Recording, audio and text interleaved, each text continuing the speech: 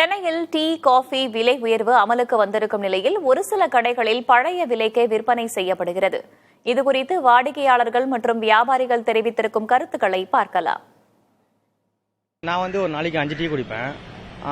எல்லாரும் ஒரு விதத்தை குடிப்பாங்க. டீ காலைல எஞ்சி ஒருத்தவங்க இது பண்றதுக்காக குடிப்பாங்க, ஒருத்தவங்க டிப்ரெஷன்ல குடிப்பாங்க. ஆக்சுவலி எனக்கு எந்த ஒரு கட்ட பழக்கமும் இல்லை. நான் டீ அடிக்டர்.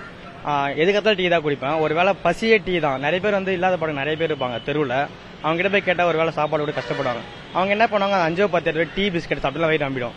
இப்போ இந்த டைம்ல அவங்க 20 ரூபாய் ஏற்றுறப்போ எனக்கு என்ன தோணுன்னா, அந்த 20 ரூபாய் இன்னொரு 10 ரூபாய் சேர்த்து போட்டால் தெருக்கல்ல பிரிஞ்சு வைக்கிறாங்க. அதுக்கு அவங்க அதையே சாப்பிட்டு போலாம்ல. மிடில் கிளாஸோட ஃபேவரட் இது டீ தான் சார். காலையில் ஒன்று ஈவினிங் ஒன்று குடிக்கிறது. இதை போய் ஏற்றிட்டு இருந்தால் என்ன, எல்லாத்தையும் ஏற்றின்றாங்க. எது ஏற்றாமல் இருக்காங்க, எல்லாத்தையும் ஏற்றின்னு தான் இருக்காங்க. எது ஃப்ரீ கொடுக்குறாங்களோ அதை கட் பண்ணிட்டு இதை நீங்கள் பண்ணலாமே. இதை விட்டுட்டு டீயை ஏற்றிட்டு வடை போண்டாவை ஏற்றிட்டு தான் என்ன பண்ணுறது. நார்மலாக நாங்கள் ஆஃபீஸ் பர்சன்ஸ்க்கு சில பேர் சாப்பிடாம வருவாங்க. காலையில் அவங்களாம் டீ காஃபி மட்டும்தான் வச்சு ரன் பண்ணிட்டு இருப்பாங்க. மோஸ்ட்லி பிரேக்ஃபாஸ்ட் ஸ்கிப் பண்ணுவாங்க.